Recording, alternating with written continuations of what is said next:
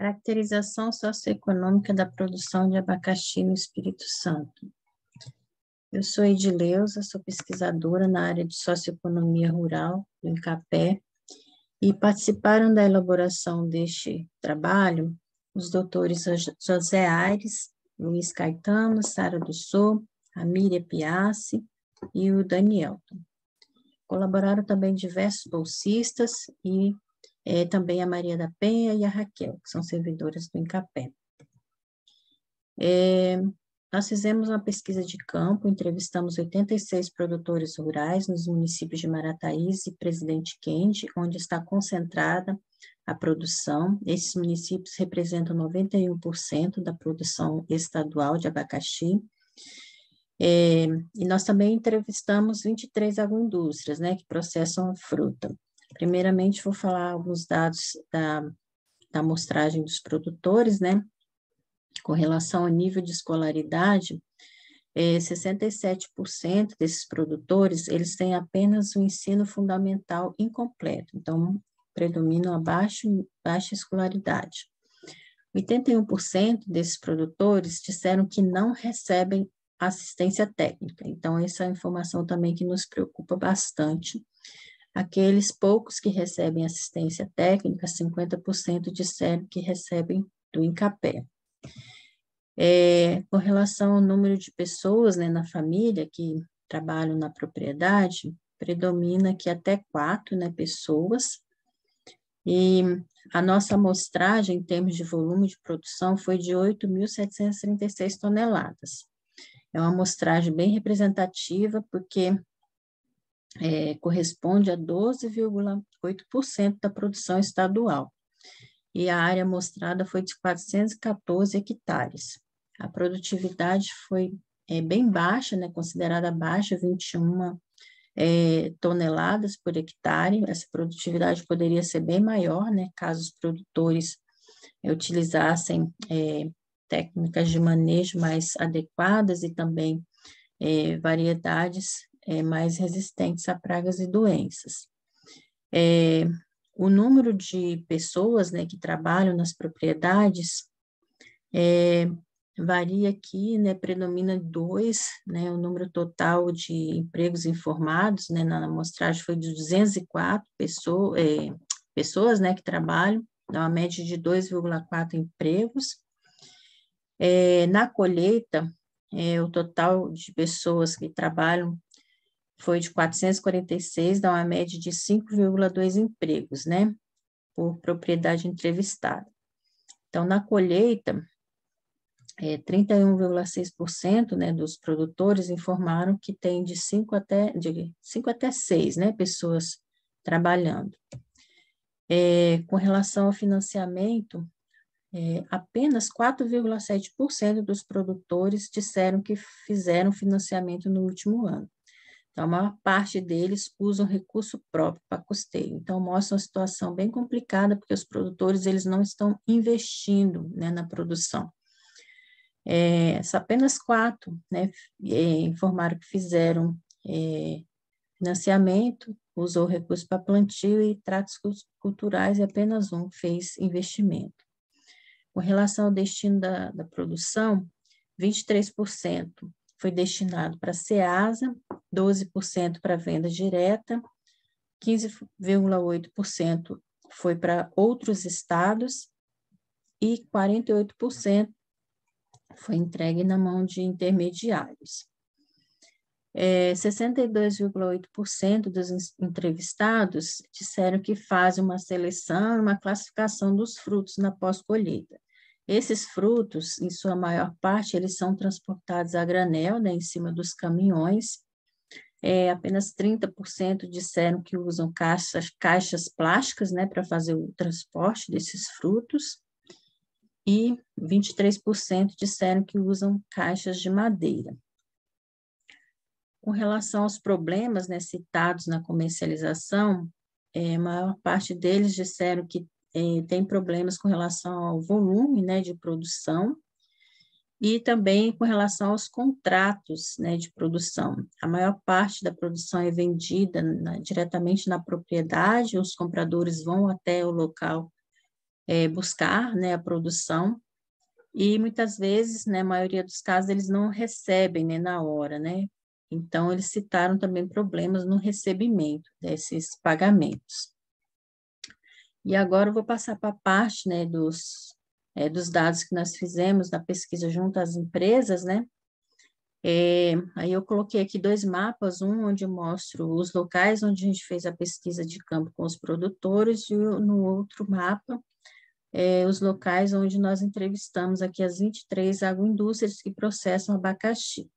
Então, a produção, né, está concentrada lá no sul, né, Marataízes e Presidente Kennedy, e o processamento, ele ocorre em vários locais, né, do estado, está bem distribuído no estado, porque agroindústrias que processam outras frutas, né, diversas outras frutas, também processam abacaxi. Então, isso mostra uma grande oportunidade, né, para o aumento, né, da produção dessa fruta em outras localidades do estado, tá? O nível de escolaridade, né, dos produtores aqui, das 23 empresas, né, 9 empresas têm proprietários que possuem ensino superior completo. E das 23 agroindústrias, 19 delas têm responsáveis, né, com ensino superior completo. O número total de empregos informados, né, nessas agroindústrias foi de 307, que dá uma média de 13,3 empregos por agroindústria. 58% desses empregos que são permanentes, eles estão em empresas, concentrados em empresas que possuem, né, que contratam de 12 até 150 funcionários. A produção dessas agroindústrias, né, foi apenas de 600, a produção não, a quantidade de fruta processada, né, foi apenas 694 toneladas, né, é uma quantidade muito baixa se for comparado ao total produzido no estado e também ao total de outras frutas, né, que são processadas por essas mesmas agroindústrias, né, então outras frutas como maracujá, a manga, né, até a goiaba tem um volume bem maior. A produção é mais voltada para a polpa de abacaxi, então foram citados alguns outros produtos, como geleia, doce, chá, mas 99% é destinado para a produção de polpa. Com relação à situação, né, da produção, as empresas informaram que nos últimos 3 anos essa produção aumentou e 78% dessas agroindústrias disseram que pretendem aumentar a produção nos próximos anos. A matéria-prima utilizada pelas agroindústrias, em parte, né, adquirida de outros locais, né, 39% disseram que não produz, né, os frutos, mas uma parcela, né, por exemplo, aqui 26% produz de 50% até 74% dos frutos, tá? As empresas que não produzem, né, os frutos, né, aquela parcela que é adquirida de outros, né, 52% dessas agroindústrias que fazem aquisição desses frutos disseram que não fazem a rastreabilidade, ou seja, eles não sabem ao certo a origem desses frutos. E a matéria-prima vem de outros municípios, um percentual de 38%, outros 38% é produzido adquirido no próprio município, e 23% é adquirido em outro estado. Então, aqui também mostra um potencial, né, para a produção aqui do estado, né, para abastecer essa demanda, né, de 23%, que atualmente vem de outros estados. Os produtos, eles são comercializados principalmente, né, no próprio estabelecimento, supermercados e lanchonetes. Como produto final é polpa, então os tipos de estabelecimentos, né, são diversos, né? O percentual comercializado em outros municípios é de 91%, 91%, né, das agroindústrias comercializam em outros municípios. E 42% das agroindústrias comercializam percentual entre 75% e 100% da produção, tá? Com relação à comercialização em outros estados, né, 47% disseram que fazem a venda para outros estados. 72% das agroindústrias disseram que comercializam até 25% da produção em outros estados. E os principais destinos, né, além do estado, né, do Espírito Santo, são Minas Gerais, Rio de Janeiro e São Paulo. Com relação ao financiamento também das agroindústrias, predomina o capital, recurso próprio, né, tanto para capital de giro como também para investimentos. Aí nós fizemos, por fim, o mapeamento, né, da produção, do processamento, com base, né,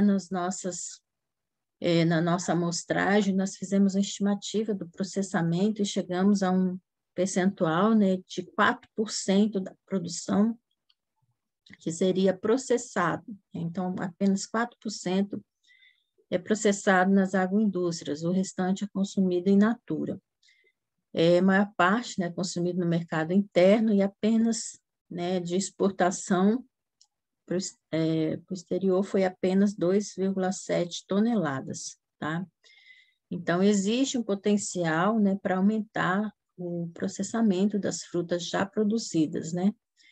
Além, né, como a gente citou, de ter um potencial também de aumentar a produção, tá? Por fim, nós citamos algumas ações que poderiam ser implementadas para a melhoria da cadeia, né, como um todo. Então, na parte da produção, nós citamos, por exemplo, o fomento de mudas sadias e certificadas, pesquisa e até de forma integrada, com maior presença junto aos produtores, treinamento e capacitação de produtores e técnicos, difusão e transferência de tecnologias para aumento da produtividade, revisão de políticas públicas referente ao crédito, né? Porque o Banestes e o Bandes não foram citados, né, entre as instituições, né, que foram utilizadas, né, tanto pelos produtores como pelas agroindústrias. Integração dos diferentes setores públicos e privados envolvidos na cadeia produtiva, implantação de áreas de demonstração de produção com cultivares com maior produtividade e resistentes a pragas e doenças, e também métodos de produção que resultem em maior produtividade. Bom, então seria basicamente isso, né? Aqui repete um pouco, organização de visitas técnicas, né? Também importante capacitação para a gestão financeira do processo produtivo das propriedades, né? E a questão da utilização de técnicas mais eficientes, né, e também a ampliação da assistência técnica, né. Na parte das agroindústrias, nós citamos também que seria importante a organização de visitas técnicas para que as empresas possam conhecer novas tecnologias, o aumento da capacidade de processamento do abacaxi nas agroindústrias para agregar maior valor, né, e maior aproveitamento da produção, né. Estudo de mercado para aumento da produção para exportação, como a gente viu, uma pequena parte, né, só 2,7 toneladas foram exportadas, então tem um potencial de aumentar essa produção para exportação. Capacitação para venda online, né, que hoje é importante, esse mercado, né, de online, incluindo também a adequação de embalagens, de rótulos e estratégias para melhorar a apresentação e a divulgação dos produtos. Capacitação também para a gestão financeira das empresas, visando o desenvolvimento de estratégias para prevenção e minimização dos impactos decorrentes das oscilações de mercados. Então, seria basicamente isso, né? Todas essas informações estão disponíveis nessa publicação sobre a cadeia produtiva do abacaxi. Eu agradeço a atenção de todos, né? Agradeço aos produtores que participaram da pesquisa, a FAPES, as instituições parceiras, aos técnicos do Incapé, aos bolsistas, né, e a todos que, de uma forma ou de outra, podem contribuir para a pesquisa, né, e para a divulgação desses dados. Olá, sou Daniel Arruda de Oliveira, um dos autores deste trabalho, intitulado como Teste Triangular em Frutos de Abacaxi das cultivares Pérola e Vitória, visando verificar a aceitação do mercado consumidor.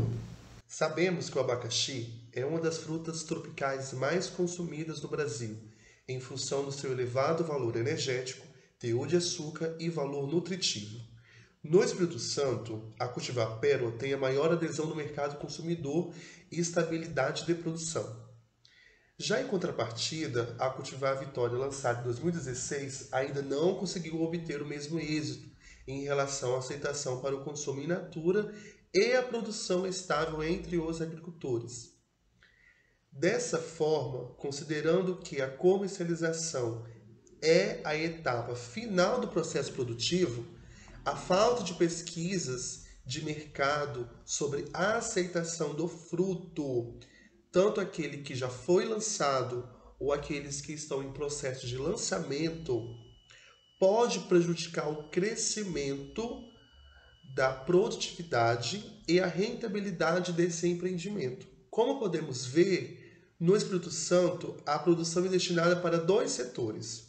Um para o consumo in natura e o outro ficando concentrado nas indústrias, onde fabricam uma diversidade de produtos processados e ultraprocessados, tais como polpa, suco concentrado, sorvetes, doces e bebidas.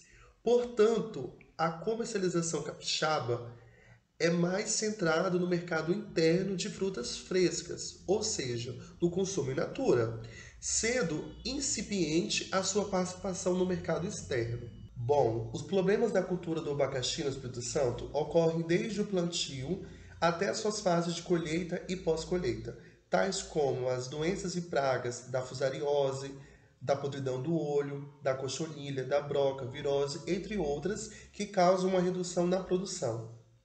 O monopólio da produção na região do Litoral Sul, especialmente no município de Marataízes, leva uma perda na qualidade dos frutos pela distância em relação às outras regiões, como a Norte e Noroeste. A falta de investimentos em programas de melhoramento genético, baixa adesão dos agricultores às cultivares resistentes à fusariose, elevada dependência do uso de defensivos químicos, práticas e manejos inadequados que levam à redução da qualidade dos frutos, falta de acesso às novas tecnologias de efetivo controle de pragas e doenças e a redução da mão de obra no campo. Elenquei alguns fatores que favorecem para a qualidade do fruto, resultando na melhor comercialização para o consumo in natura. São eles: as boas condições endafoclimáticas, a cultivar escolhida, época e local de colheita, tratos culturais e manuseio adequado na colheita e pós-colheita irão dar excelentes respostas na boa aparência física e química do fruto, como tamanho, peso, forma, cor, firmeza, sanidade, os sólidos solúveis totais, o pH e a acidez titulável, selecionando assim uma maior quantidade de frutos sadios com tamanho, pesos e grau de maturação adequados para o mercado consumidor. Além do mais, cumprindo com a exigência qualitativa específica, com teor mínimo de açúcares a 12 Brix. Todavia, sugerimos que, para além do melhoramento genético do fruto, as pesquisas se atentam para os perfis de respostas sensoriais dos consumidores ao fruto lançado de uma nova variedade, para assim ser inserido no mercado, obtendo uma maior aceitabilidade pelos consumidores. Desta forma, a análise sensorial se torna imprescindível no aperfeiçoamento dos parâmetros de qualidade dessas cultivares e no alinhamento final de seus componentes. Assim, o presente estudo buscou, como objetivo geral, identificar se existem diferenças significativas ou não entre as amostras das cultivares Pérola e Vitória, determinadas pelas propriedades sensoriais do consumidor. A metodologia partiu através dos testes triangulares, com cota de 60 julgamentos, entre os dias 12/8, 28/8 e 8/9 deste ano de 2022, respectivamente nos municípios de Boa Esperança, Mucurici e Soretama, em supermercados onde havia uma maior concentração de consumidores. A escolha de perfil de jogadores seguiu os critérios tais como estar na faixa etária entre 18 a 57 anos e ter boas condições de percepção de seus órgãos sensórios, como visão, olfato, audição, tato e paladar. Foram apresentadas para cada jogador simultaneamente 3 amostras codificadas e casualizadas. Os códigos 798 e 551 se referem-se a cultivar pérola e os códigos 248 e 471 se referem-se a cultivar vitória, sendo 2 iguais e 1 diferente. As amostras foram preparadas homogeneamente com 1 hora de antecedência e servidas em temperatura de consumo.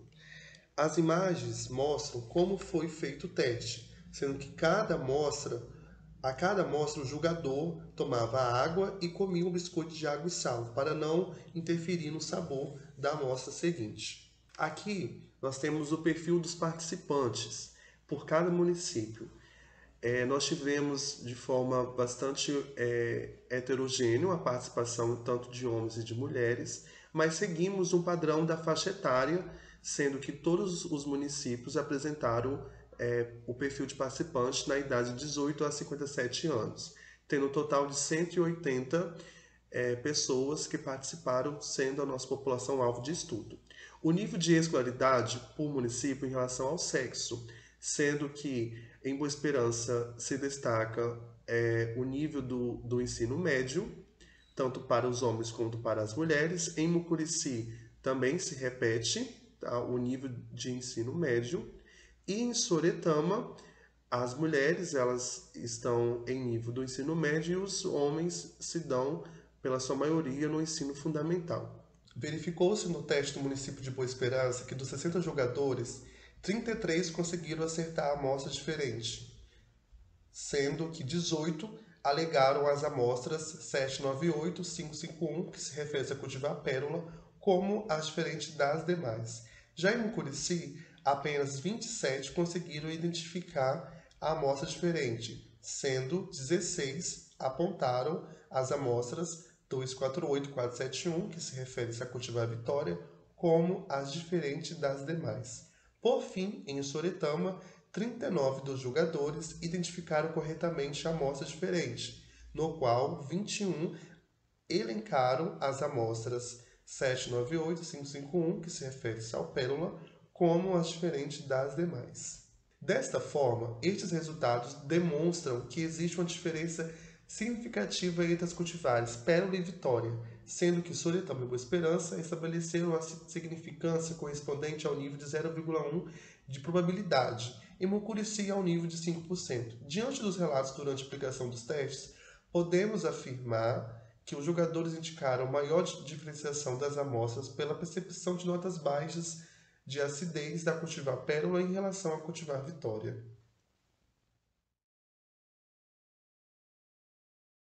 Olá, eu sou Mariana, extensionista do escritório de Jerônimo Monteiro. Vou apresentar o resumo intitulado Participação Social e Geração de Trabalho pela Citricultura no município de Jerônimo Monteiro, Espírito Santo. Integrantes do projeto tem o Ramon, que é bolsista, Flávio e Marlon, que são pesquisadores de fruticultura do Incapé. A citricultura é uma importante atividade desenvolvida há 4 décadas aqui. Inclusive, o primeiro produtor de laranja ainda produz laranja até hoje, e é uma importante opção de diversificação das propriedades, que são normalmente produtoras de café e boi, principalmente bovino de corte, né? Que são as principais atividades desenvolvidas aqui em Jerônimo, não apenas aqui em Jerônimo, como na região. E aí a fruticultura entra como opção de diversificação da mão de obra, né, de ampliar a época de demanda de mão de obra em função do café que demanda na época de colheita, né. E essa questão social era um aspecto que eu vim observando desde que eu comecei a atuar na citricultura aqui em Jerônimo, há 10 anos atrás. Uma vez que eu via o envelhecimento dos produtores de laranja, não percebendo a presença dos filhos e das mulheres, né, nas atividades, e aí sempre me questionando isso. E aí esse trabalho, então, veio para responder a algumas questões. Jerônimo era o principal produtor de laranja do estado do Espírito Santo, né? porém, em função da entrada da punta preta, causada pelo fungo Guignardia citricarpa, entre os anos de 2001 e 2008, os pomares tiveram que ser erradicados, porque não havia controle para essa praga. E aí, no ano de 2010, foi criado, então, um polo de laranja da região Sucá-Paraó, com o objetivo de revitalizar essa produção de laranja em Jerônimo Monteiro e expandir para todo o Caparaó. Inicialmente eram 17 municípios contemplados, e aí depois passou-se a trabalhar ainda com Mimoso do Sul e Kennedy, concluindo então 19 municípios. Entre as ações que foram desenvolvidas, está o fomento de mudas, entre os anos de 2010 e 2015, no qual foram distribuídas 85 mil mudas. Como resposta, a gente teve uma ampliação considerável da área na região e o envolvimento de produtores que já vinham produzindo laranja e a entrada de novos produtores também nessa atividade.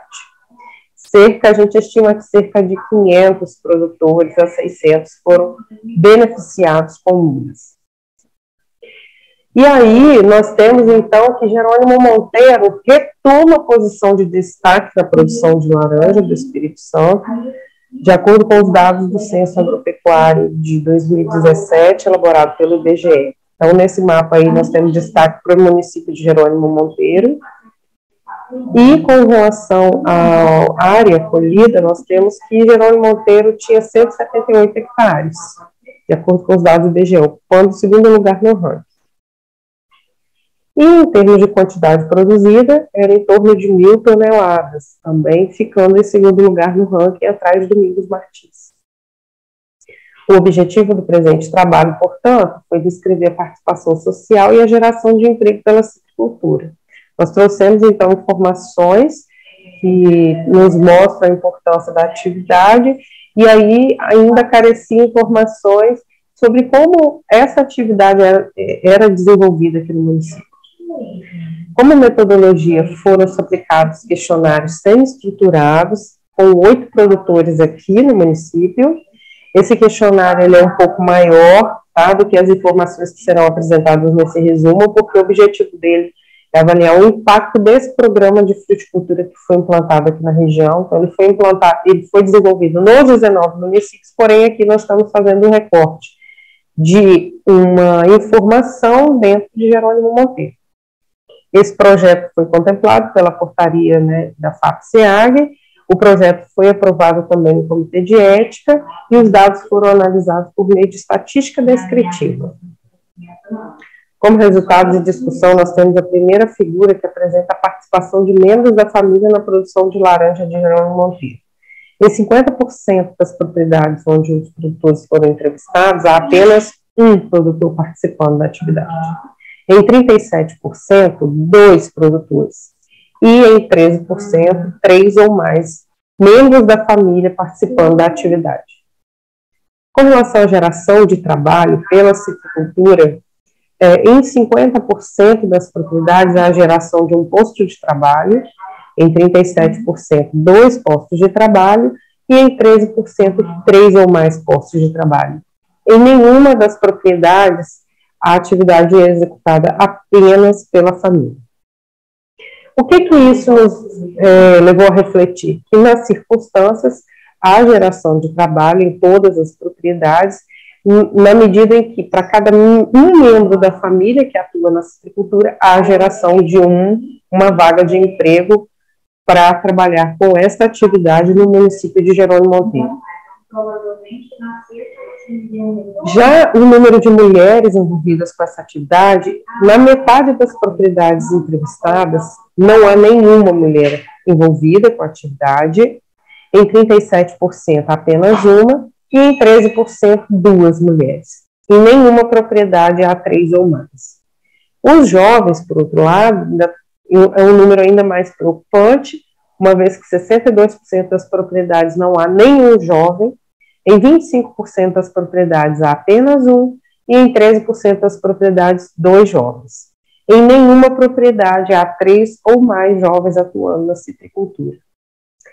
E aí nós fomos buscar outros trabalhos que relacionam a produção de laranjas, né, a citricultura, e o envolvimento de jovens e mulheres. E aí nós encontramos um trabalho publicado em 2018, realizado no Ceará, que investigou pomares já produtivos e pomares ainda juvenis. Nesse caso, a participação de mulheres era de apenas 8% das propriedades em que foram entrevistadas, né? Então, isso é muito preocupante, isso não está acontecendo apenas aqui em Jerônimo, mas é um retrato de outros lugares e, muito provavelmente, das outras atividades rurais também. E aí, Romero, na sua dissertação de mestrado, trouxe algumas questões para serem refletidas, né?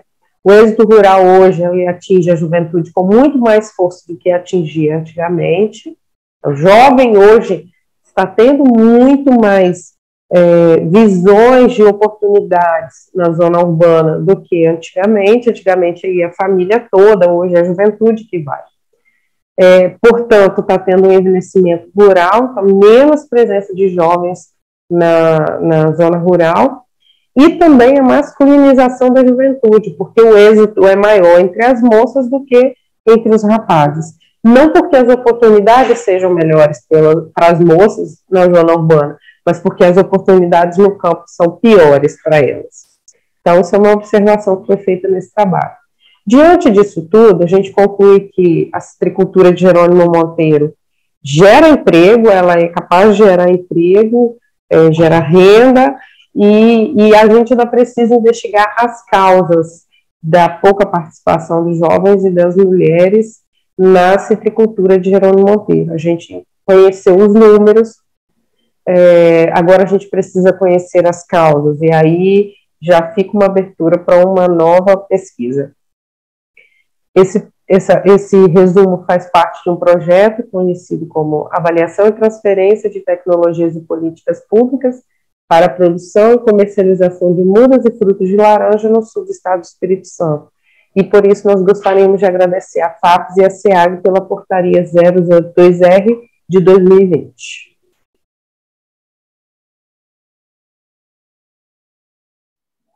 Olá, eu sou Mariana, extensionista do escritório local de Jerônimo Monteiro. Vou apresentar o resumo intitulado Distribuição Temporal e Destinação da Produção de Laranja do município de Jerônimo Monteiro. Como integrantes desse trabalho, tem o Ramon, que é o bolsista do projeto que eu coordeno, Flávio e Marlon, que são pesquisadores da área de fruticultura do INCAPé. O Brasil é o maior produtor mundial de laranja, seguido da China. Quando nós tratamos em termos de laranja especificamente, o Brasil é o maior produtor e exportador de fruta e suco. Mas quando nós nos referimos a citros, aí a China é o maior produtor mundial, sobretudo devido à produção de tangerinas. Bom, como um cenário bem rápido, quem vende mais laranja no mundo é o Brasil, que tem 81% do comércio. E quem compra mais suco no mundo é a União Europeia, que compra cerca de 71% do suco produzido em todo o mundo. Em 2020, nós trouxemos alguns destaques, que foram em relação à safra, que houve uma queda de 30% na safra de 2020 e 2021, devido à queda na produção em São Paulo e Minas Gerais.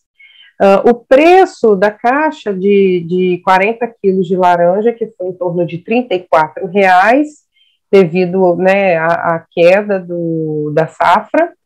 O período de estiagem e altas temperaturas em São Paulo, que não só prejudicaram a safra de 2020 e 2021, como também a florada de 2021 e 2022. E o clima seco, que limitou a oferta do limão Tahiti, com um recorde, então, de preço de R$ 85,00 a caixa de 27 quilos. E a gente tem observado esse reflexo no mercado.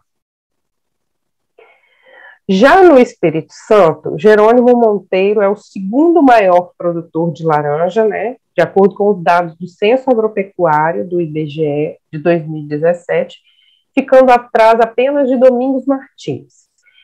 Em termos de produção, Jerônimo Monteiro produziu cerca de 1.000 toneladas, né, e em área nós ocupamos cerca de 178 hectares, Essa área de 2017 para cá já teve um incremento, porque alguns produtores estão implantando lá pomares novos, então a gente estima que esteja em torno de 200 hectares hoje. E aí a localização do município no sul do estado, com a posição de destaque na produção de laranja no estado do Espírito Santo. Apesar de nós termos todas essas estimativas em relação à produção, área colhida, rendimento, a gente conhecia pouco sobre a distribuição temporal da produção da laranja, as variedades e qual a destinação de mercado, para onde eram vendidas essas laranjas. Então, o objetivo desse trabalho foi conhecer essa distribuição temporal, as variedades produzidas e a destinação dos frutos colhidos. Para isso, foram empregadas metodologias aí de entrevistas semi-estruturadas com proprietários, né, ou parceiros, enfim, com pessoas que conduzem pomar cítrico no município de Jerônimo Monteiro. Essas são as entrevistas, tá? É uma entrevista só, 3 páginas. Ressalta-se que essa entrevista ela é maior, ela contempla outras informações, porque o objetivo dela é avaliar o impacto do polo de laranja aqui na região, da política pública desenvolvida aqui na região para a fruticultura. Então, nós extraímos uma parte dessa pesquisa para poder elaborar esse resumo, mas ela é um pouco maior. Bem como também foi aplicada nos outros municípios. Nós estamos trazendo aqui apenas a informação de Jerônimo Monteiro. Então, esse trabalho faz parte de um projeto aprovado pela portaria da FAP-SEAG, e essa entrevista foi aprovada no Comitê de Ética. Os dados foram analisados por meio de estatística descritiva e foram entrevistados 8 produtores de laranja aqui em Jerônimo Monteiro. Bom, na figura 1 está apresentada a distribuição da produção de laranja no município de Jerônimo Monteiro. Nós gostaríamos de destacar que, dentre as propriedades que foram analisadas na entrevista, os meses de janeiro e fevereiro não tem laranja, não tem produção de laranja em nível comercial. Então, nós temos esse espaço vago durante o ano, onde não há oferta de frutos de laranja aqui no município de Jerônimo Monteiro. Automaticamente, é o período onde há maior importação de laranja de outros estados. O nosso pico de produção em Jerônimo Monteiro se concentra nos meses de setembro, outubro. Nos demais meses, a nossa produção varia em torno de 25% a 87%, né? Fica distribuído aí de acordo com os meses. E aí nós observamos o seguinte, nós temos aqui áreas que contêm Laranja Lima, Grupo Bahia, Grupo Pera, Salustiana, Valência e Folha Murcha, nessa sequência de ordem de maturação durante o ano. E aí nós percebemos também que as áreas contendo as variedades que são precoces, por exemplo, Lima e Grupo Bahia, são áreas pequenas, por isso a nossa oferta de laranja é menor nessa época do ano, tá? E em contrapartida, a folha murcha, que é a principal laranja cultivada aqui, é que nós temos a maior área, é onde se concentra a maior produção, que é, então, nos meses a partir aí de agosto, dependendo da propriedade, setembro. Isso pode variar em função de uma propriedade para outra, né, devido às condições de manejo e condições microclimáticas. E aí eu trouxe, então, uma informação sobre as variedades que são recomendadas pelo INCAPé e em uso pelos agricultores. Então, em uso, Natal Folha Murcha, que é essa cultivada aqui em Jerônimo Monteiro, com aptidão para suco, porém, ela é muito consumida in natura, e a maturação dela varia entre outubro e janeiro. Contudo, alguns produtores conseguem colher a partir de agosto e, inclusive, conseguem estender até fevereiro. A Valência e a Natal. E as recomendadas, Salustiana, que é de agosto, né, mais ou menos, principalmente agosto, Navelina, Laneleite, Naveleite, que são Grupo Bahia, que são as precoces, que são de consumo in natura, e a e as peras, Iacê e Jetibá, né, que são as intermediárias e que são destinação para açúcar. Ressalta-se que aqui a maior parte da nossa laranja é destinada para o consumo in natura. Então, nós temos aqui, retratando, a folha murcha, que é a mais cultivada aqui no município, que se concentra a nossa maior oferta de fruto no mercado. Com relação à destinação da laranja comercializada, 100% dos entrevistados informaram comercializar para atravessadores. Isso significa que a nossa laranja está indo para os estados de Minas Gerais e Rio de Janeiro, além de outros municípios do estado do Espírito Santo. E aí, uma informação que a gente, como extensionista, traz também, por volta de 2014, quando foi derrubada aquela demanda do CFO, Certificado Fitossanitário de Origem, devido à disseminação da punta preta pelo estado do Espírito Santo, esses produtores não possuem mais responsável técnico e estão vendendo laranja sem o PTV. Então, essa é uma informação que a gente conhece por atuar na atividade. A laranja está indo para outros estados sem esse certificado fitossanitário de origem. 87% dos agricultores informaram comercializar para o mercado local, ou seja, os ambulantes que estão ali presentes na BR-482, que é a BR que corta o município de Jerônimo Monteiro. Ao atravessar o município, quem já passou por aqui já viu esses ambulantes, e principalmente nessa época agora do ano, que é onde nós temos uma oferta maior de laranja, nós temos também maior número de ambulantes vendendo laranja no asfalto. 62% vendem direto ao consumidor, fazem esse tipo de comércio, apenas 12% participam de programas governamentais, como de alimentação escolar, por exemplo, e 12% vendem para fábricas de suco, especialmente a Summer Fruit, que é uma indústria de suco de Guarapari, que compra frutos de laranja de Jerônimo Monteiro para fazer blend com outras laranjas de outros estados. E aí eu trouxe essa informação, é antiga, mas em termos percentuais acredito que não tenha variado muito. Em 2013, de toda a laranja que passava pela Ceasa, 70% vinha de São Paulo e Sergipe. Apenas 10% da laranja que era comercializada na Ceasa vinha do estado do Espírito Santo. Então, eu acredito que mesmo que os valores absolutos tenham sido alterados, mas as porcentagens não devem ter variado tanto.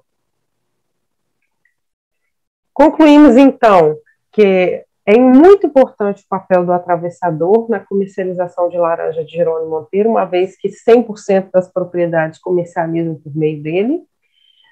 Há necessidade de diversificar esses mercados consumidores para não ficar dependendo 100% do atravessador, Por mais que ele compre laranja de 100% das propriedades, ele não consome 100% da produção. Então, quanto mais diversificado, menos dependente fica do atravessador.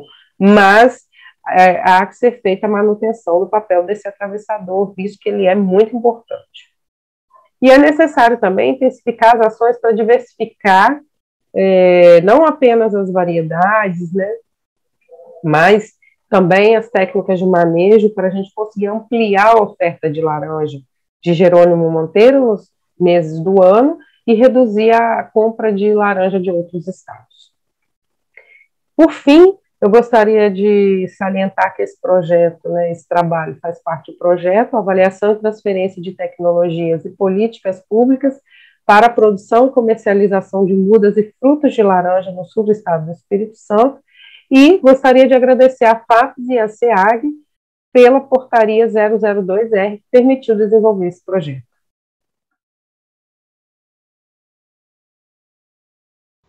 Olá, eu sou Ana Kelly Mota Barbosa e o título do meu trabalho é Sucessão Rural, perfil do Grupo de Mulheres Esperança Viva. O campo está envelhecendo.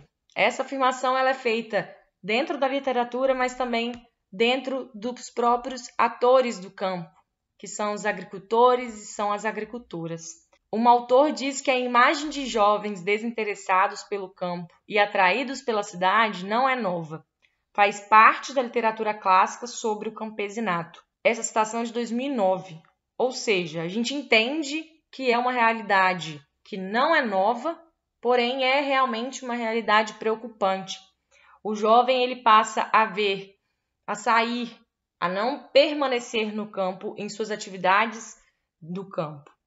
Ele passa então, os filhos dos agricultores, eles passam a ver a cidade como sinônimo de sucesso. Eles veem o campo apenas como um atraso ou ainda como uma forma somente de produção e não como uma cultura de vida, uma forma de viver, né? Uma vida rural, uma vida no campo.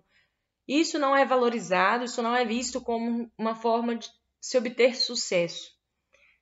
Ou seja, a gente entende, então, tudo isso nos reforça dizer que o êxodo rural ele existe e ele é banalizado, ele é naturalizado. Essa redução da população rural, na verdade, ela tem sido vista como uma forma de progresso por nossa sociedade. Outro autor diz ainda que a migração ela acontece de forma mais forte onde a agricultura familiar é bem sucedida, pois nesses casos os jovens com uma visão mais empreendedora têm maiores condições de vida, têm maior nível de escolaridade e optam então por escolher oportunidades principalmente relacionadas ao meio urbano. Então quem permanece no campo? Os mais velhos, que são os idosos, os analfabetos, aqueles com menor escolaridade, aqueles mais acomodados às situações esporádicas de trabalho. Tudo isso nos leva a entender, então, que o campo caminha para ficar de uma forma mais decadente, no que nós pensando numa relação de manutenção, né? Uma relação de sucessão de atividade rural. Então, ele passa a não ter essa renovação, né? Essa afirmação ela é realmente preocupante. E o que pode estar envolvido com todo esse contexto e essa afirmação?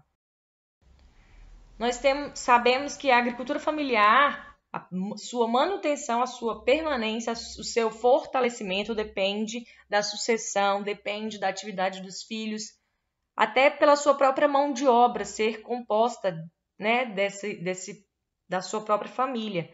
Então, é realmente necessário, para que a agricultura familiar tenha futuro e tenha sucesso, que os seus filhos, os jovens, eles permaneçam, eles se engajem, eles tenham incentivo para permanecer nessa atividade rural. E nesse incentivo, quem é que contribui? A família? De que forma que a família contribui? Ou, aliás, a família interfere? A família propicia formas de o jovem permanecer no campo, do jovem ter ali atividades rurais? Existem políticas públicas que reforcem, que incentivem, que dão condições do jovem permanecer no campo? Existem algumas políticas públicas que dão direito ao acesso à terra, a serviços de crédito rural. De que forma? Então, o poder, o governo, né, contribui nesse incentivo. E de que forma essa identidade rural ela tem sido descaracterizada apenas para a necessidade do jovem se identificar de uma forma mais urbana? De que forma a identidade rural ela tem sido vista como algo negativo, né? Como algo que o jovem não deseja, não almeja, para que ele possa fugir, para que ele possa ficar entre essa dicotomia da sucessão rural e do êxodo rural. É realmente questões que nos fazem pensar de que forma cada um desses atores eles se contrabalanceiam na escolha dos jovens, de que forma eles podem contribuir, eles podem interferir de forma positiva ou negativa, e é realmente um desafio entender qual que é o papel nessa transição. O projeto Cadernetas Agroecológicas tem sido realizado aqui no Espírito Santo de forma pioneira. Ele já acontece em outros estados, mas aqui no Espírito Santo, sobre a realização do INCAPé e da coordenação da Alessandra Maria, tem sido pioneiro em algumas cidades. Em Boa Esperança, temos o Grupo de Mulheres Esperança Viva, que trabalha com agroecologia e são produtores com declaração de cadastro de produtor orgânico vinculados ao CS. Declaram que o grupo tem essa característica inclusive eles têm essa preocupação, né, que o grupo está ficando mais velho, né, o campo está adoecendo. Então, o que a gente vai fazer agora? Então, por isso, o nosso projeto, esse trabalho, ele visa caracterizar o perfil do grupo de Mulheres Esperança Viva, quanto à sua idade, quanto à sua possível sucessão familiar.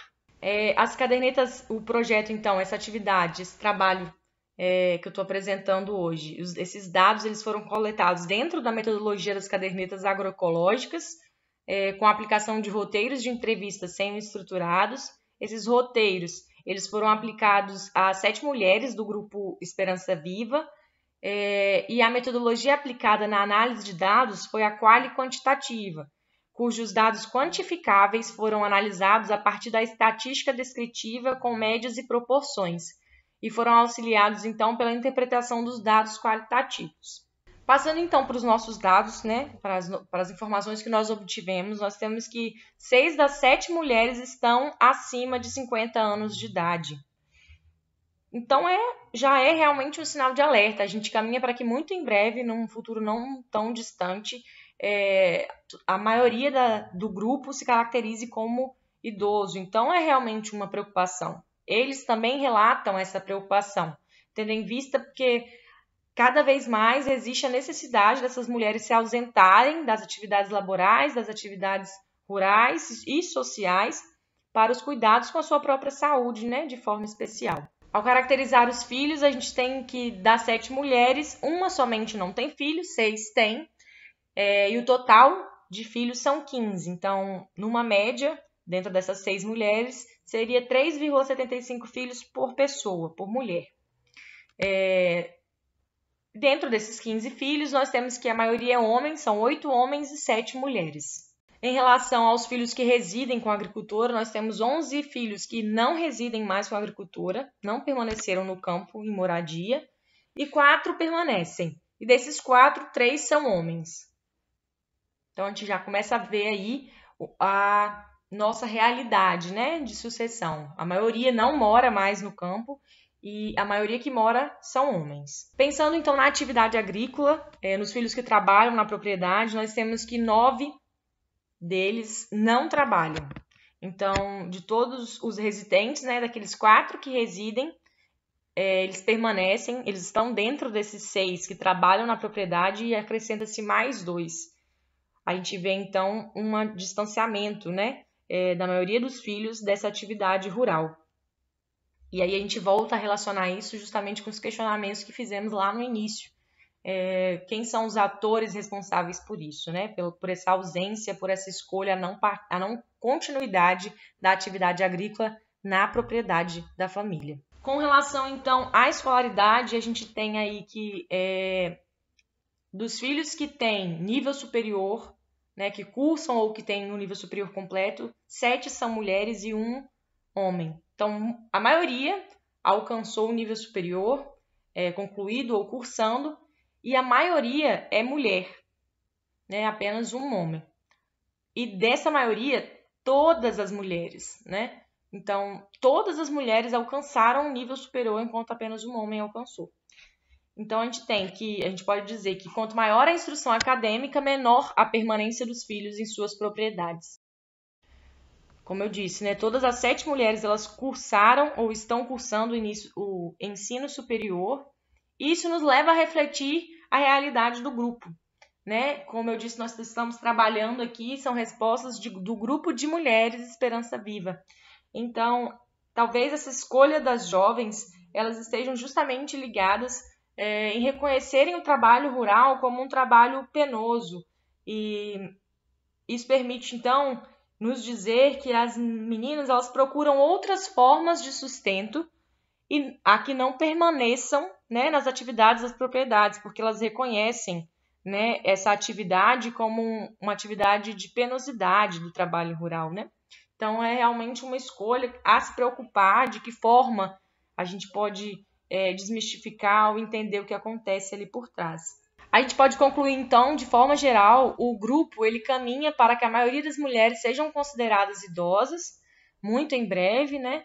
Seus filhos não sigam na sucessão em sua propriedade ou na atividade rural e principalmente falando das mulheres, né, das filhas mulheres, e ainda que as políticas públicas e as ações de extensão rural, elas devem ser pensadas para mitigar as consequências do êxodo de jovens do campo.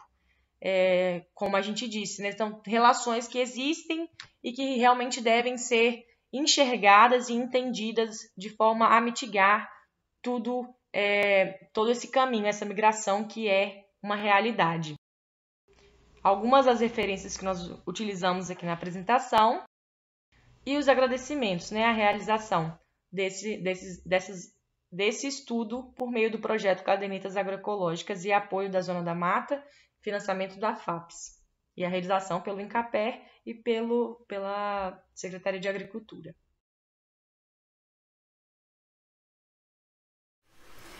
Olá, meu nome é Alessandra, eu sou agente de extensão e desenvolvimento rural do Instituto Capixaba de Pesquisa, Assistência Técnica e Extensão Rural e também desenvolvo projetos de pesquisa na área de extensão rural.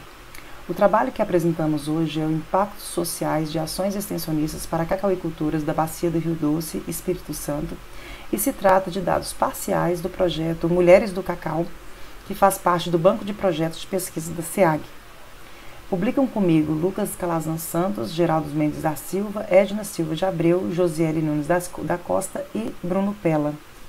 Esse trabalho está relacionado a uma demanda que as mulheres apresentam desde 2019, quando nós fizemos um diagnóstico participativo com mulheres de todo o estado, representantes das mulheres rurais e da pesca de todo o estado, em que elas apresentaram como principal demanda, como principal queixa, a invisibilidade de seu trabalho e a não valorização do trabalho feminino.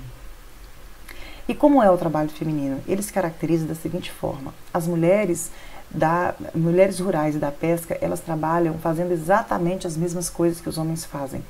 Elas podam, desbrotam, elas plantam, elas colhem, elas fazem enxertia. Então, todo o processo que o homem faz, as mulheres também fazem. Então, elas estão envolvidas nas atividades agropecuárias, muitas vezes também envolvidas nas atividades agroindustriais e sempre envolvidas nas atividades domésticas, que socialmente foi instituído que cabe às mulheres esse tipo de atividade doméstica. Então, por conta disso, essas mulheres desempenham múltiplas jornadas de trabalho e, na maioria das vezes, não é remunerado. E por não ser remunerado, também não é socialmente reconhecido e acaba sendo considerado como um trabalho leve ou meramente uma ajuda. Essa invisibilidade do trabalho das mulheres rurais, como eu disse, foi uma queixa apresentada pelas mulheres e isso se reflete também nos dados apresentados pelo IBGE de 2017, em que no estado do Espírito Santo reconhece que apenas 14% das propriedades dos estabelecimentos agropecuários são geridos por mulheres, sendo que as mulheres estão presentes, compõem 49% da população rural do Espírito Santo. Então, na verdade, na presença masculina, o IBGE considera como o homem o responsável pela família e o gestor da família. A não ser que o homem, a pessoa que foi entrevistada, diga que faz a gestão compartilhada, o IBGE reconhece o homem. Na presença masculina, é o homem que é o responsável pela família. Somente quando existe a ausência da figura masculina é que a mulher é reconhecida como gestora da propriedade rural. E isso também se reflete nas ações extensionistas. Os mediadores extensionistas não estão preparados para trabalhar, para reconhecer as mulheres como de igual importância aos homens. E dessa forma isso se reflete no índice de mulheres que recebem assistência técnica no Brasil. Apenas 12,2% das mulheres rurais brasileiras recebem assistência técnica, mostrando que existe uma tendência à extensão rural reforçar esses padrões patriarcais de não valorização do trabalho da mulher e reconhecimento do homem como gestor. Isso traz consequências importantes e isso tem trazido, então, uma queixa das mulheres. Em 2019, nós também fizemos um diagnóstico participativo em Linhares, em que as mulheres de Linhares também reclamaram da questão da invisibilidade, da não valorização e do afastamento de tecnologias por conta disso. Elas não se reconhecem como convidadas quando existem eventos como dias de campo, cursos, encontros, em que os homens são convidados e elas não se sentem convidadas. E por isso elas acabam ficando afastadas da tecnologia. Elas solicitaram que fizesse um projeto em que elas pudessem ter acesso à tecnologia de produção e beneficiamento de amêndoas de cacau com qualidade, e assim foi feito a partir do edital Portaria 002R, do Banco de Projetos de Pesquisa da SEAG, fomentado pela FAPES, e que foi apresentado então o projeto Mulheres do Cacau, que vem sido dado andamento desde 2021, desde maio de 2021. O objetivo desse trabalho é, portanto, analisar os impactos sociais de ações extensionistas voltadas para atendimento às mulheres cacauicultoras da região do Rio Doce. Como metodologia, esse trabalho vem sendo desenvolvido desde maio de 2021, a partir do projeto Mulheres do Cacau, que fez parte do edital Portaria 002R, Banco de Projetos de Pesquisa da SEAG, e começaram as ações em maio de 2021, e nós fizemos esse acompanhamento até outubro de 2022 para trazer esses dados parciais para este simpósio em Capé Pesquisa. O trabalho é desenvolvido nos municípios de Colatina, Linhares, Rio Bananal, Santa Teresa e São Roque do Canaã. Nós trabalhamos com uma abordagem qualitativa em que estamos realizando uma pesquisa-ação participativa. O que significa isso? Ao mesmo tempo que a gente pesquisa, a gente avalia o resultado das ações extensionistas, né? Ao mesmo tempo que a gente realiza as ações extensionistas, a gente faz uma pesquisa sobre elas. E nessa pesquisa-ação participativa, ela é de fato participativa. Nós realizamos diversos cursos, intercâmbios, dias de campo, em que as mulheres participam de todo o processo, das tomadas de decisão, inclusive nos dias de campo, como elas participaram de todos os cursos, desde o plantio até agora está na fase de fabricação de chocolate, né, beneficiamento e classificação de amêndoas. As mulheres já têm conhecimento, elas já estão aplicando esses conhecimentos nas propriedades e até mesmo nas propriedades vizinhas. Então, essas mulheres, nos dias de campo, elas foram protagonistas e elas foram instrutoras nos dias de campo, obviamente acompanhada de um técnico especialista dando suporte, mas essa é uma metodologia de ATER participativa. Enquanto isso ia acontecendo, todo esse processo de capacitação das mulheres e participação em todos os eventos, foi realizado também roteiro de entrevistas semi-estruturadas com as mulheres e observação participante. A observação participante, o pesquisador participa de todo o processo, ao mesmo tempo que ele observa e anota no caderno de campo as alterações que vem acontecendo durante o desenvolvimento do projeto. Esse projeto foi feito com 42 mulheres. Na região do Rio, nesses municípios que participam, são 1.182 propriedades de cacau, conforme o IBGE de 2018, e nós fizemos, então, um cálculo de amostragem, com erro amostral de 10% e 90% de intervalo de confiança, e estratificamos o quantitativo pelos municípios. Foi possível observar que as mulheres, durante o desenvolvimento do projeto, foi possível desenvolver um sentimento de autorreconhecimento do trabalho como agricultoras e também do reconhecimento da sociedade. Elas apresentaram, 100% delas apresentaram como respostas de que se sentem agora reconhecidas pelo seu trabalho. Elas também, todas elas apresentaram que se sentem motivadas para participar de eventos tecnológicos, como cursos, dia de campos, etc. Não há mais a necessidade de se fazer o convite direcionado a elas, porque elas já compreenderam que o convite, independentemente para quem foi entregue, elas têm também o direito de participar. Então, elas têm participado dos eventos que têm ocorrido nesses municípios. 71% dessas mulheres também apresentaram o sentimento de motivação para a organização social.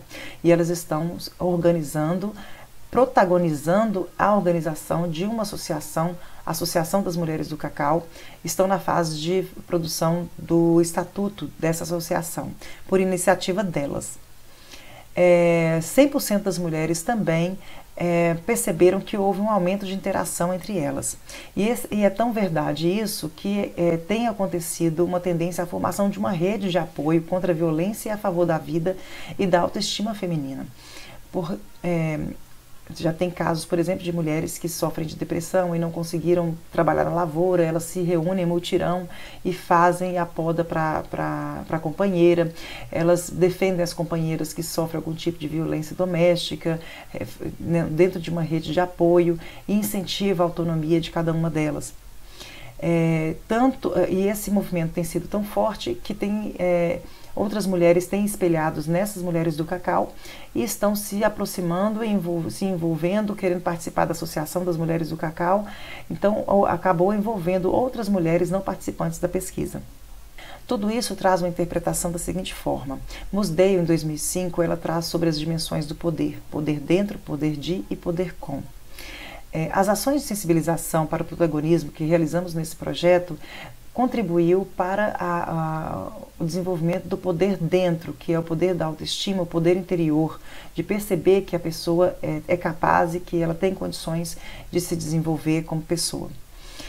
Também foi possível observar que houve o apoio ao acesso às tecnologias e conhecimento fez com que as mulheres desenvolvessem também o poder que é o poder de tomada de decisão, é o poder de percepção de que são sujeitos de direitos e correr atrás dos próprios direitos.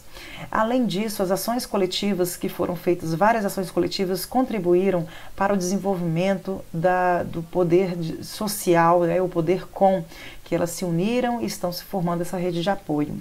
Então, dentro das ações que fizemos como de extensão rural com o propósito de empoderamento feminino, conseguimos subsídios ou informações indicadores suficientes para mostrar que foram atendidos esse poder dentro, poder de e poder com.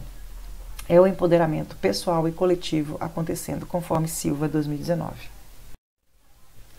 Portanto, nossas considerações finais é que ações extensionistas específicas para as mulheres que envolvam a participação e o protagonismo delas contribuem para o empoderamento social e político das mulheres e para a redução das desigualdades de gênero no campo. Agradecemos pela atenção e agradecemos também ao INCAPER e à Fundação de Amparo à Pesquisa e Inovação do Espírito Santo.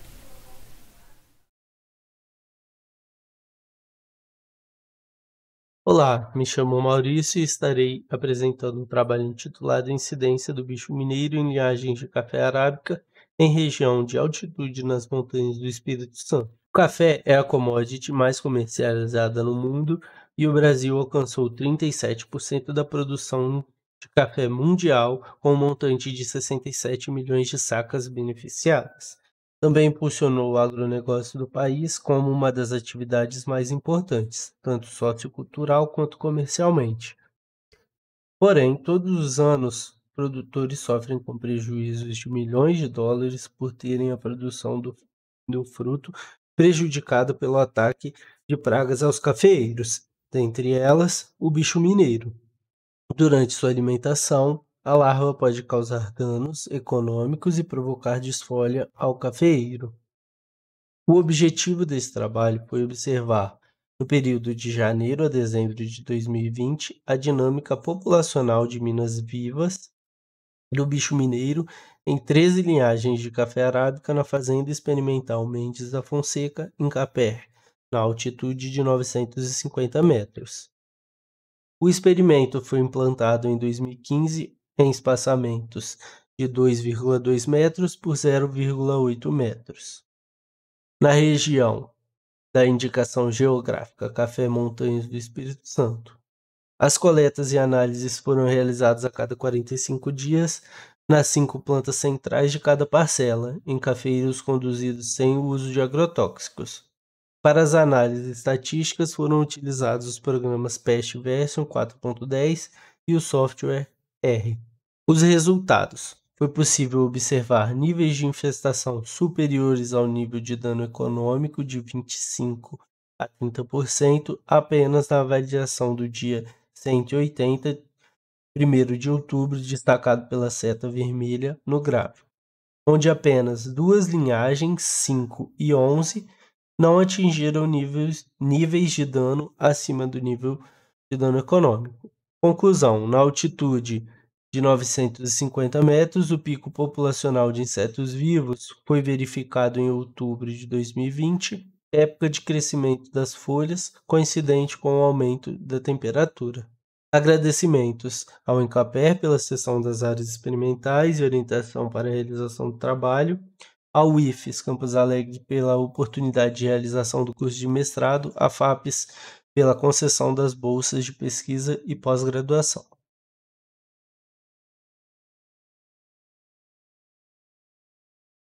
Olá, me chamo Maurício e estarei apresentando o trabalho intitulado Flutuação Populacional do Bicho Mineiro em Linhagens de Café Arábica na região Montanhas do Espírito Santo. O café é reconhecido mundialmente como uma das commodities mais transicionadas e possui enorme influência socioeconômica, principalmente por ser um dos principais produtos cultivados por pequenos produtores. Dentre os problemas que dificultam a produção do café e podem causar redução na produtividade, encontramos as pragas e doenças, principalmente o bicho mineiro do cafeeiro. O bicho mineiro ocorre em larga escala nas lavouras, gerando prejuízos na produção, sendo sua fase larval a única etapa de seu ciclo que é prejudicial ao cafeeiro. Como consequência, os danos causados pela alimentação da larva podem causar desfolha e prejuízos econômicos. O objetivo desse trabalho foi observar no período de janeiro a dezembro de 2020 a dinâmica populacional de minas vivas do bicho mineiro em 13 linhagens de café arábica. O experimento foi implantado em 2015 em espaçamentos de 2,2 metros por 0,8 metros na região de indicação geográfica Café Montanhas do Espírito Santo, na Fazenda Experimental Venda Nova, em Capé, na altitude de 720 metros. As coletas e análises foram realizadas a cada 45 dias nas plantas centrais de cada parcela, nas 5 plantas centrais de cada parcela, em cafeeiros conduzidos sem o uso de agrotóxicos. Para as análises estatísticas foram utilizados os programas PEST Version 4.10 e o software R. Os resultados. Observou-se níveis de infestação superiores ao nível de dano econômico, de 25% a 30%, apenas na avaliação do dia 180, 1º de outubro, onde apenas 3 linhagens 6, 7 e 9 não atingiram níveis acima do nível de dano econômico. O nível de dano econômico não foi atingido em nenhuma das outras avaliações, entretanto, observou-se que as linhagens 6 e 9 tiveram seu pico populacional antecipado em 45 dias. Conclusão. Conclui-se que na fazenda de Venda Nova, o pico populacional de insetos vivos foi verificado em outubro de 2020, época de crescimento das folhas e coincidentemente com o aumento da temperatura, podendo ser antecipado em 45 dias, dependendo da linhagem avaliada. Agradecimentos ao Incaper pela cessão das áreas experimentais e orientação para a realização do trabalho, ao IFES Campos Alegre pela oportunidade de realização do curso de mestrado, à FAPES pela concessão das bolsas de pesquisa e pós-graduação.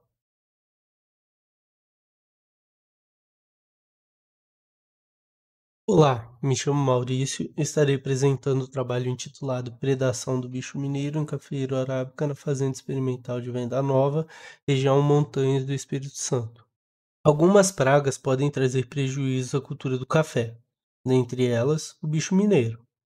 O controle biológico vem sendo utilizado como alternativa ao uso excessivo de pesticidas químicos, com foco em trazer soluções que unem alta produtividade, baixa relação entre custo e benefício, além da preservação ambiental. Inimigos naturais são forma de controle biológico e reduzem naturalmente o nível de infestação dentro das lavouras. Os inimigos naturais podem parasitar ou predar as larvas do bicho mineiro. O controle biológico pode acontecer de forma natural no meio ambiente e ser definido como atividade de inimigos naturais sobre uma população de insetos praga que proporciona um ponto de equilíbrio mais baixo do que na ausência destes. O objetivo desse trabalho foi observar no período de janeiro a dezembro de 2020 a predação do bicho mineiro em 13 linhagens de café arábica na fazenda experimental Venda Nova, em Capé, altitude de 720 metros.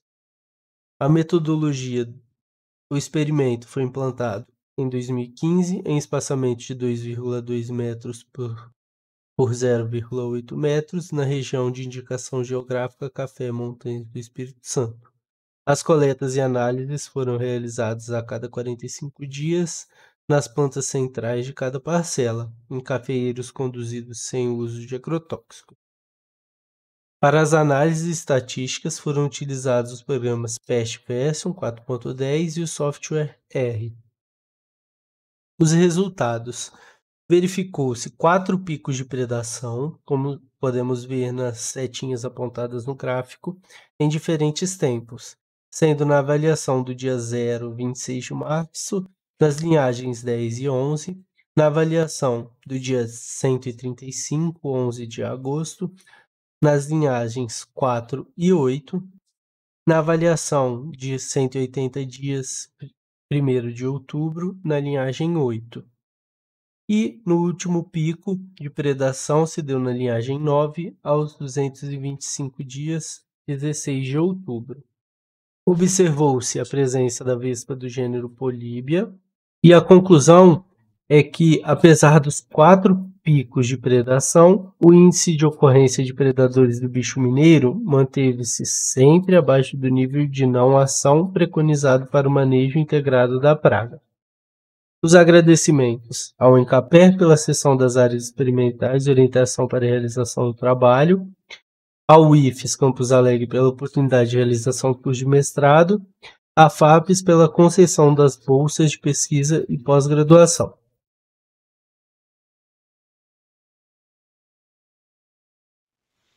Ei pessoal, boa tarde. Eu me chamo Sara Ola Moreira, sou doutora em Genética e Melhoramento de Plantas, sou pesquisadora do Encapé e eu vim apresentar para vocês esse trabalho que faz parte de um projeto de iniciação científica júnior aprovado pela FAPES. Esses resultados que eu vou apresentar para vocês são parciais, são apenas uma parte dos resultados obtidos durante o projeto. O título do trabalho é Propriedades Físico-Químicas de Frutas Nativas do Brasil e Promoção da Conservação pelo Uso. Além de mim, são autores desse trabalho a Maíne Carvalho Seidel e o Ítalo Aguiar Loureiro, que são bolsistas de iniciação científica e tecnológica. A Ana Célia Soprani, que é professora da escola parceira, tutora da iniciação científica júnior. E o Tiago de Oliveira Godinho, que é engenheiro florestal da Reserva Natural Vale, que também é parceira nesse projeto. Agradeço à comissão organizadora do evento pela oportunidade de apresentar esse trabalho para vocês. Agradeço também vocês que estão assistindo esse vídeo. Bom, o que nos motivou a fazer esse trabalho? O Brasil possui uma das maiores biodiversidades do mundo. A Mata Atlântica, inclusive, é considerada um hotspot devido à sua biodiversidade e endemismo, né, e o risco de degradação dessas áreas devido a ações antrópicas. Então, esses recursos genéticos têm grande risco de perda do seu potencial de uso atual e futuro. E uma forma da gente conservar esses materiais genéticos é a conservação pelo uso. Como que se faz essa conservação pelo uso? Tornar essas frutas mais úteis para a população, mais conhecidas, e isso vai estimular que a população conserve esses materiais genéticos e essas frutas em suas propriedades, em seus quintais, e também que vão até o mercado e comprem essa fruta, fazendo com que os produtores conservem essas plantas, né, em suas propriedades. Então, isso faz parte de um plano do conhecer para preservar, ou seja, ampliar o conhecimento dessas espécies na comunidade em geral para que eles comecem a conservar essas espécies em suas propriedades e fazer uso econômico delas, né? Cabe ressaltar que o novo Código Florestal permite a exploração de áreas de APP e reserva legal com frutas nativas. Então, seria uma forma do produtor agregar renda com a conservação de áreas prioritárias, né? E de necessidade legal de preservação, né? Então esse foi o que nos motivou a conduzir esse trabalho. O objetivo dele foi avaliar características físico-químicas de diferentes frutas nativas, aumentando os conhecimentos sobre essas espécies em alunos do ensino fundamental, que são os bolsistas de iniciação científica júnior, apoiados pelo projeto. Aí embaixo a gente tem algumas das frutas estudadas, genipapo, araçaboi, uma jabuticaba que foi identificada aqui no Espírito Santo, a Plínia espírito-santense, a pitanga, que a gente dividiu entre roxa e vermelha, e a jabuticaba da espécie cauliflora, né? Bom, então quais foram os materiais que nós utilizamos nesse estudo? Então foi a espécie Eugênia uniflora, que é a pitanga, nós dividimos os frutos roxos e o vermelho, avaliamos separadamente. Plínia cauliflora e Plínia espírito-santense são as duas jabuticabas. Como eu já falei, a Plínia espírito-santense é uma espécie que foi identificada no Espírito Santo. Genipa americana, o genipapo, e Eugênia spititata, que é o araçaboi.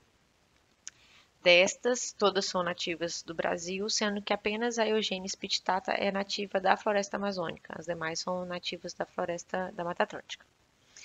As coletas foram realizadas na Reserva Natural da Vale, que é aqui em Linhares, e também na Fazenda Experimental do Incapé, localizada em Linhares. Nós fizemos uma caracterização morfoagronômica e química. Dentre as variáveis morfoagronômicas, nós avaliamos comprimento, diâmetro e massa de frutos, o número de sementes por fruto e o percentual de polpa. Nessa avaliação foram avaliados 40 frutos por material. Dentre as avaliações químicas, nós avaliamos o teor de sólidos solúveis, o pH, o teor de vitamina C, a acidez total e o rátio. Essas avaliações foram feitas em triplicata e seguindo as normas do Instituto Adolfo Lutz. Fizemos a análise descritiva dos dados, isso porque não era nossa intenção avaliar qual fruto é melhor, qual fruto é pior, a intenção é caracterização dessas espécies. E por isso a gente não fez a estatística inferencial, a gente só fez a estatística descritiva. E os alunos de bolsistas de iniciação científica júnior foram incluídos na coleta e na avaliação desses materiais e também na troca de informações sobre os conhecimentos que eles tinham sobre essas espécies, como eles usavam, se eles sabiam onde existia pés dessas espécies, por aí vai. Bom, como resultados dessa avaliação, nós identificamos que o genipapo foi o maior fruto identificado. Ele tem maior comprimento de fruto, maior diâmetro de fruto e maior massa de frutos, com média de 234 gramas. Já a pitanga vermelha foi o menor fruto avaliado, com aí 1 centímetro, 10 milímetros de comprimento de fruto, 15 de diâmetro de fruto e frutos de 2 gramas. Com relação ao número de sementes por fruto, foi bastante variável, sendo que a pitanga tinha uma semente por fruto e o araçaboi cerca de 10 sementes por fruto. E a massa de sementes por fruto foi menor para a pitanga roxa, com 0,39 gramas, e a gente observou que todos os frutos avaliados tinham alto percentual de polpa, o que é uma característica muito importante, principalmente quando se fala em processamento dessas frutas, processamento industrial ou mesmo doméstico, para fazer sucos e alguns processados, doces, licores, por aí vai. Então, a gente tem todos os frutos avaliados acima de 74% de polpa, chegando a 87% de polpa. Para a pitanga, a gente observou grandes diferenças entre os frutos roxos e vermelhos, apesar de serem da mesma espécie. Não há uma diferença com relação à espécie da pitanga de fruto roxo e a pitanga de fruto vermelho, mas os dois frutos têm diferenças importantes. A pitanga roxa ela é maior, ela tem menos sementes por fruto e ela tem menor massa de sementes por fruto. Então, ela é um fruto um pouco melhor quando se fala em características morfológicas, porque ela é maior e tem menos semente. quando a gente fala da Pinna cauliflora e da Pinna espírito-santensis, que são as duas jabuticabas, que elas são de espécies diferentes, elas são bem diferentes, os frutos são bem diferentes. E a gente vê que a Pinna espírito-santensis, que é essa identificada aqui no nosso estado, no Espírito Santo, ela tem frutos maiores, mas também tem mais semente e mais massa de semente por fruta. Enquanto a Pinna cauliflora tem aí média de 3,4 gramas, a Pinna espírito-santensis tem 4,16 gramas. Com relação às características químicas, a gente também encontrou grandes diferenças entre esses materiais.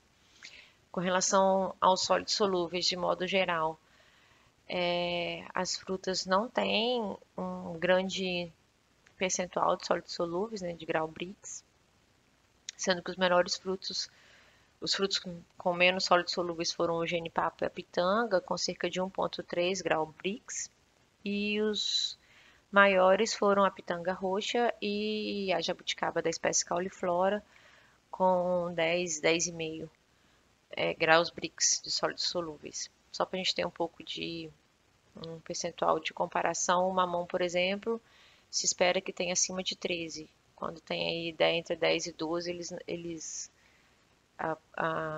os compradores não gostam muito do mamão, eles querem sempre mamão acima de 13 graus Brix, né? Então, as frutas têm um sólidos solúveis relativamente baixo. Quando a gente olha a vitamina C, por outro lado, a pitanga roxa foi a que teve menos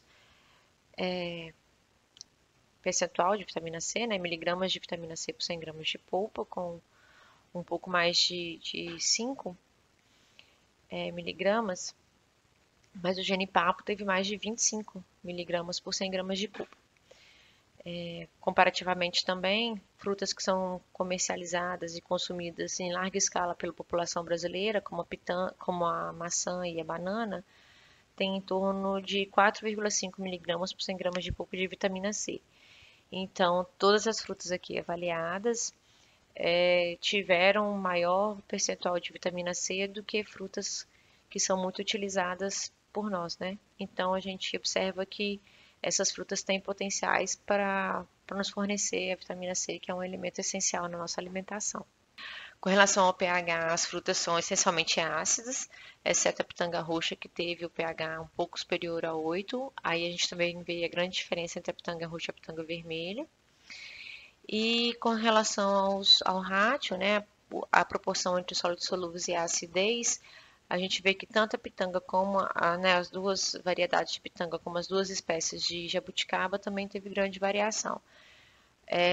Muito provocada pelo percentual de sólidos solúveis da pitanga roxa e da jabuticaba da espécie cauliflora.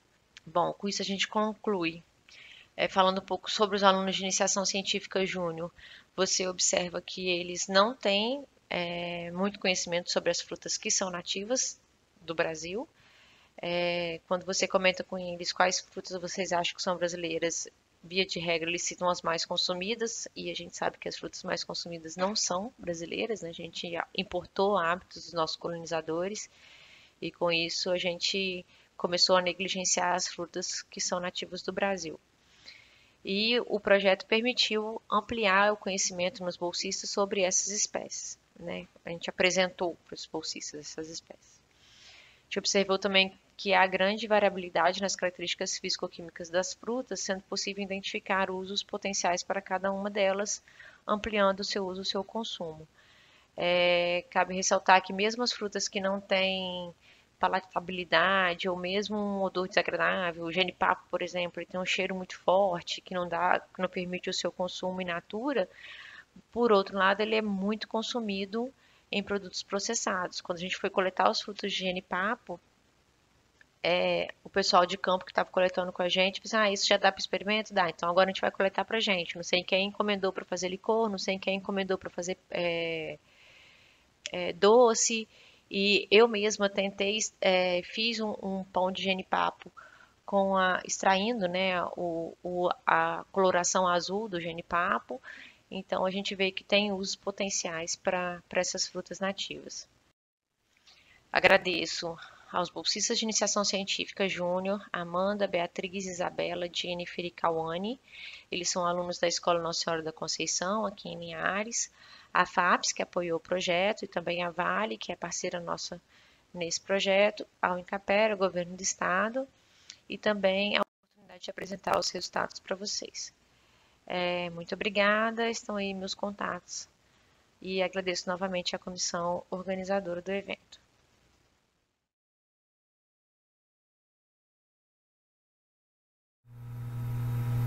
Meu nome é Andresa e hoje eu apresento o trabalho de incidência de bicho mineiro em diversos genotipos de café arábica.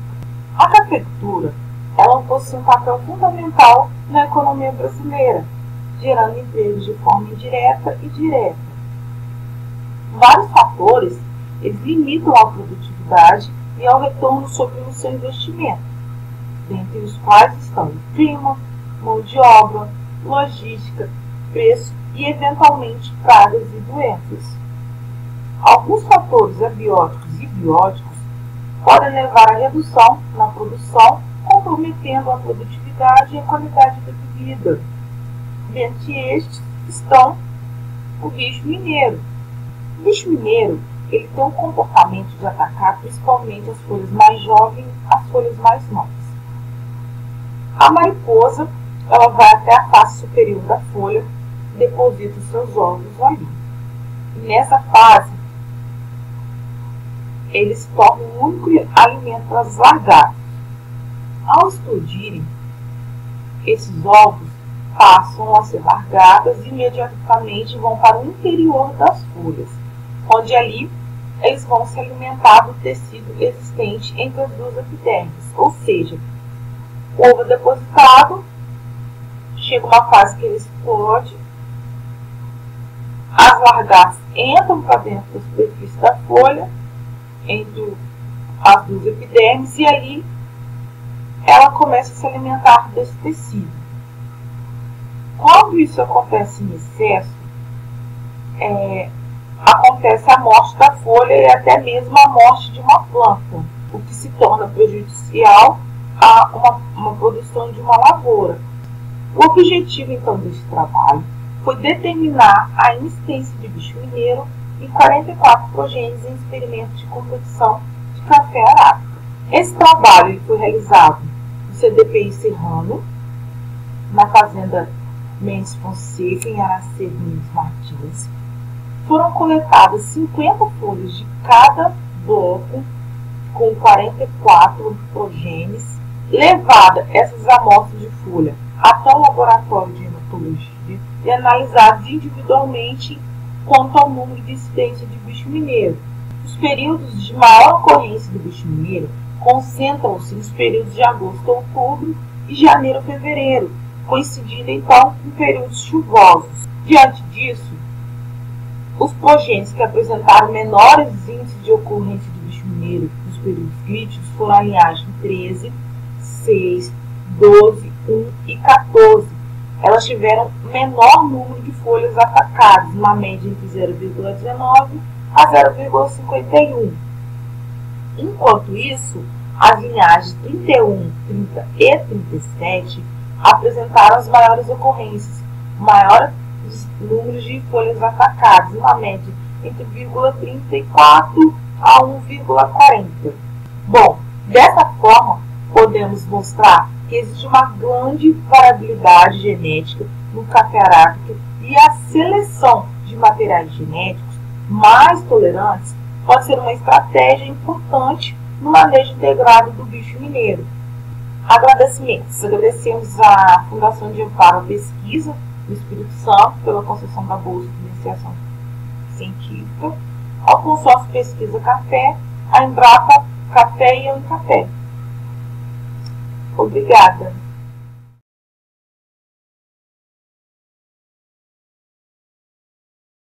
Cumprimento aí o pessoal que organizou o simpósio de pesquisa do Incapé e também do seminário da iniciação científica. O trabalho é focando a cultura, né? E aqui eu gostaria de mandar um abraço ao seu Daí Nascimento, produtor de laranja lá de Jerônimo Monteiro, a colega Mariana Abdala Prata Guimarães, que é a coordenadora do Polo de Laranja, e cumprimentando Mariana, cumprimento todos os colegas do INCAPé, né, e de outros órgãos que trabalham com a cultura da laranja. Nosso trabalho aqui foca o controle do ácaro da falsa ferrugem, utilizando o litotâmino calcário. Gostaria de chamar a atenção que o trabalho faz parte de um relatório feito pelo Flávio Neves Celestino, que hoje é professor do IFES de Manhuaçu, Minas Gerais. Esse trabalho teve a participação dele, do Renan Batista, né, Queiroz, que é o nosso coordenador aqui do Centro de Pesquisa Norte, aqui em Linhares, e da doutora Sara, do fisiologista, né, lá do Laboratório de Fisiologia de Pós-Colheita, do Centro Norte. É importante alertar, né, as pessoas de que o Brasil oferta no mercado mundial 3 de cada 5 copos de suco de laranja que é consumido nesse mercado. E são utilizados para suplementação diária de vitamina C, vitaminas do complexo B, além de sais minerais como potássio, cálcio, fósforo, magnésio e enxofre. Daí a importância da laranja para a economia do nosso país, principalmente para a dieta da população brasileira, no fortalecimento das defesas orgânicas do nosso povo. Contudo, contrapõe-se a isso o fato da citricultura ser a segunda atividade que mais utiliza defensivos, sendo os acaricidas o mais utilizado, em 39%, seguido pelos inseticidas, com 29%, de acordo com Neves et al., 2010. Os acaricidas são principalmente para controle do ácaro da falsa ferrugem, cujos danos depreciam os frutos para consumo in natura e também tornam os frutos mais duros, que compromete o processamento do suco. Nos mares, o ácaro causa um desastre, né? Desequilibra mesmo, mas é em função de uma série de outros fatores, advindo pulverizações realizadas via calendário. Grande parte dos citricultores utilizam esse processo de pulverizar premeditadamente contra o que não se sabe o que. E é também em função dessa diversidade de produtos que usam, né? Assim, quando a gente chegou aqui em 2012, na instalação de uma unidade demonstrativa nas propriedades da Fazenda Santa Luzia, nós constatamos, né, os colegas, 30% a 40% da produção da laranja estava infestada, contaminada por esse ácaro, em razão devido a essas pulverizações de calendário. E foi a partir daí que a gente resolveu desenvolver um trabalho com o objetivo de contribuir para diminuir a quantidade desses ingredientes ativos utilizados na fazenda, propondo uma metodologia de trabalho baseada em experiência em propriedades que praticaram agricultura orgânica, principalmente na fruticultura. A situação era mais ou menos essa, de 30% a 40% dos frutos estavam danificados. Quando você partia para a laranja natal, que é uma variedade deles aqui, praticamente, que é uma seleção própria, a situação era bem complicada. Bem, a metodologia do ensaio foi conduzida em pomares com 1.600 plantas dessa variedade, né? Nós utilizamos para controle do ácaro, como disse, o litotâmino calcário em alta pressão com 5 kg por 2.000 litros d'água. Nós fizemos esse trabalho em linhas, né? Esse produto, não sei se vocês têm noção, ele é um produto coletado na orla aqui do litoral, né, do Espírito Santo e de outros locais do país. E a gente, para analisar, a gente foi fazendo as pulverizações a partir de março de 2013 até setembro, ocasião em que a gente fez as avaliações e fizemos as análises físico-químicas e as amostragens para avaliar, de fato, os resultados do trabalho. Ainda sobre o produto, a quantidade é grande, já é uma tradição de coleta disso pelas famílias de pescadores, né, que vivem no litoral. É vendido, uma lata em 2014 custava R$20, hoje nem sei. É limpinha, você lava, elas ficam limpas, você pode aproveitar. Só que ele não tem um só produto. É uma imensidão, são 74 elementos químicos nisso. Apesar dele ser comercializado e exportado como carbonato de cálcio e aceito na agricultura orgânica no mundo inteiro. Aplicamos os produtos, esse produto, né, o TAM, nesses mares que a gente falou. Aqui já é um processo meio que de agricultura agroecológica.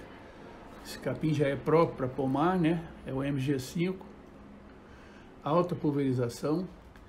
E no final nós chegamos a essa constatamos que o trabalho deu um resultado excelente. A coisa era mais ou menos essa aí: plantas tratadas e plantas não tratadas.